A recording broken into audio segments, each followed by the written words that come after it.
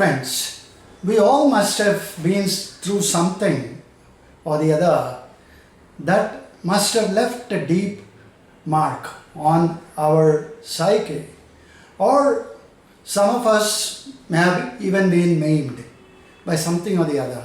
We are all extensive users of the internet and spend at least a couple of hours surfing it every day. Do we realize that our interest in all things digital and the use of the digital devices too can maim us? This Saturday, I'll be talking to you on this very socially and important topic in my presentation. Friends, hindsight is an epithet. I have no desire to suffer twice, in reality and then in retrospect. So said Sophocles in the Greek tragedy that he wrote eons back, sometime in 429 BC. The human sting in the story is not lost on us even thousands of years later.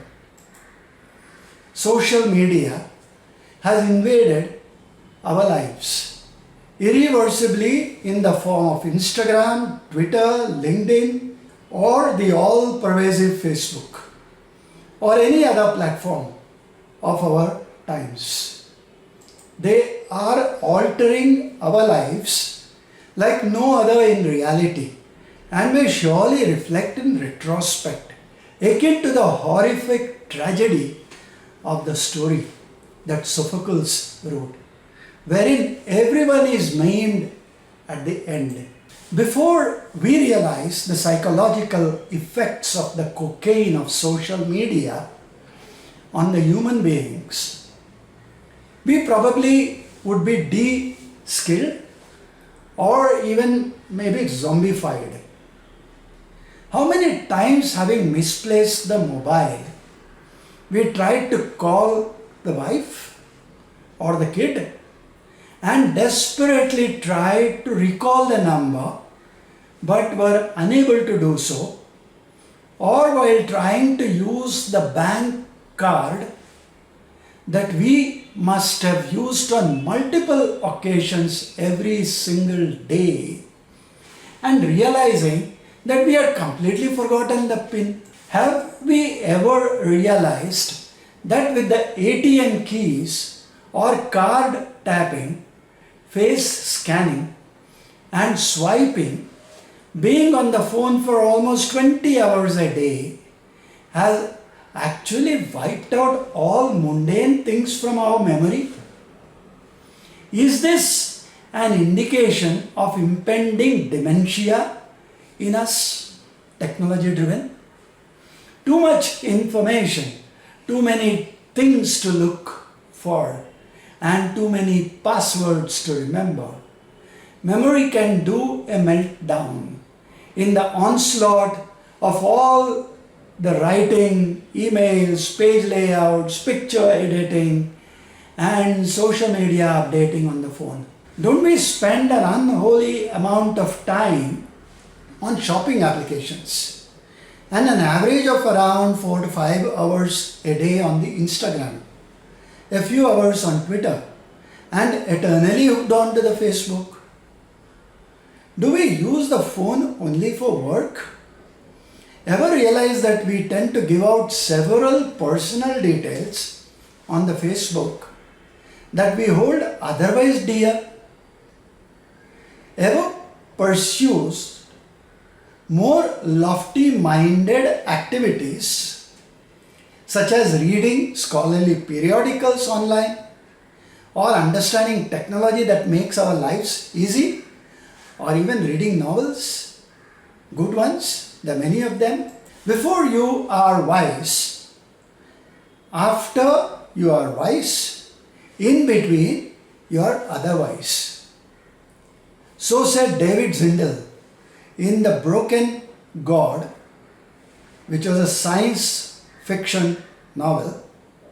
Interspersed throughout the novel There is also much philosophical contemplation and musings on subjects ranging from mysticism to linguistics and metaphysics.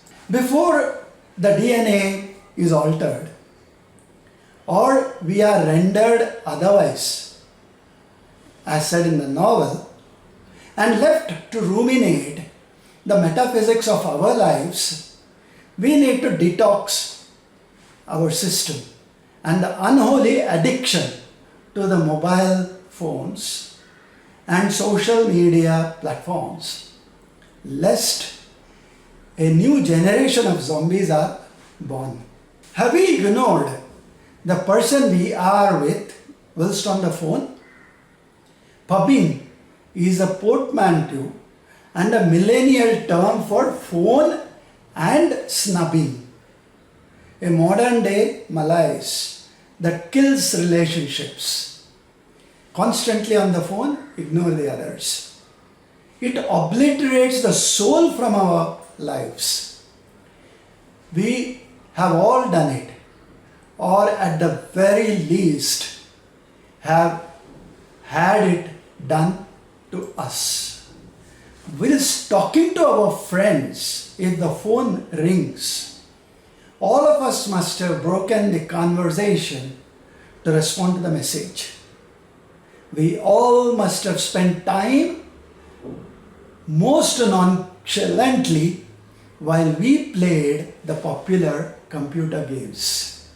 Grand Theft Auto 5 or The Witcher 3, or checked email at the dinner table while with the family, or seen the wife in the car scrolling through the Facebook while the husband was driving.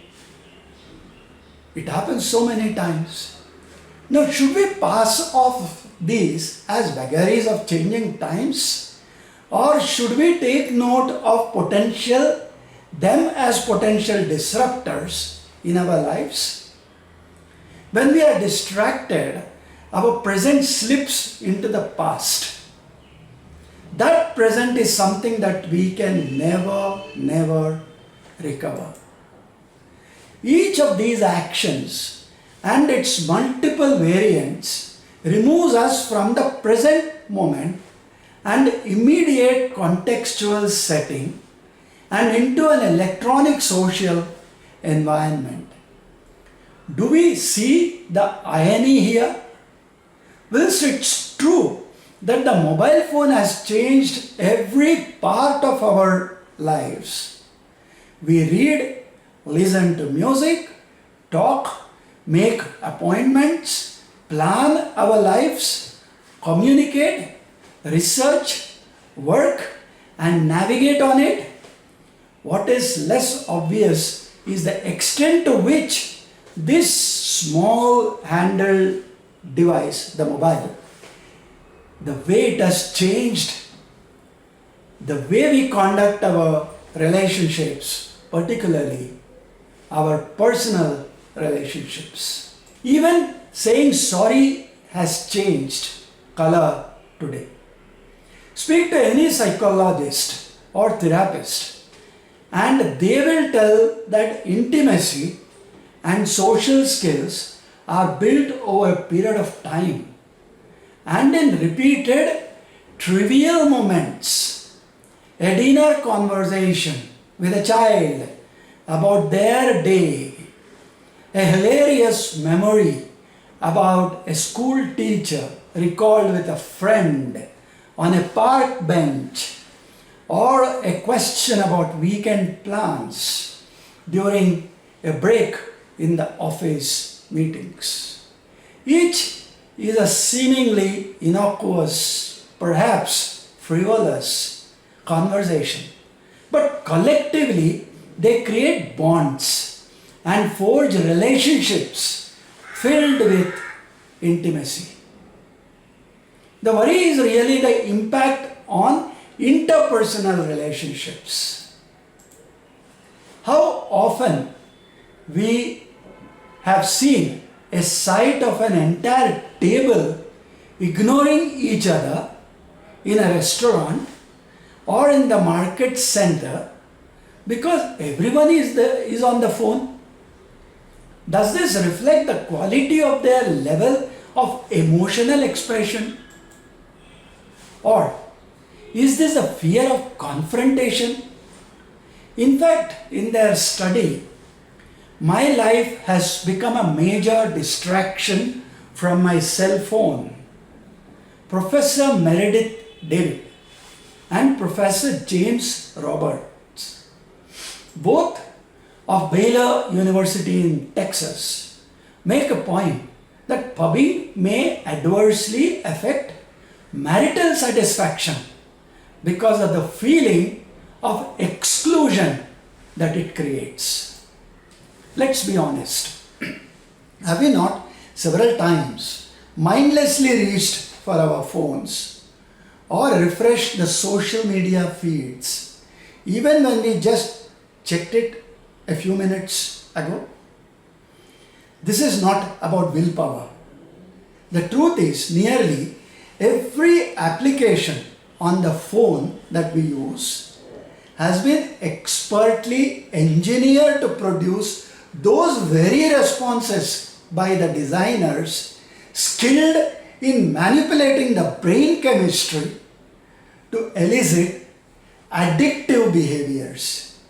In fact, smartphones are basically slot machines we keep in our pockets. Catherine Price, a science journalist, reports that when we read digital media, the cluttered landscape of links and ads and the short bursts of attention that are required by scrolling and swiping and tweeting result in a contradiction in terms and induce an intensely focused state of distraction. And while the distraction seems like it should be temporary, its effects are actually chilling in the long run. This type of frequent focused distraction, she explains, is capable of creating long-lasting changes in our brains. Probably it is time we did a social digital detox. Can we switch off from our mobiles? Can we set new restrictions on our social media usage? It's all up to us. Can we set limits like an hour of social media a day, and when we exceed, the phone locks us out? We owe it to ourselves, lest the future generations are digitally maimed. Friends, that's all for this Saturday. Hoping to see you all spend much more time with your families than you probably did for a while now. Digital detox is necessary in all our lives. It will allow us to reconnect with people we love and want to be together. The next Saturday, I'll be back with another episode that I'm sure will be even more interesting. Until then, enjoy the company of your friends and families.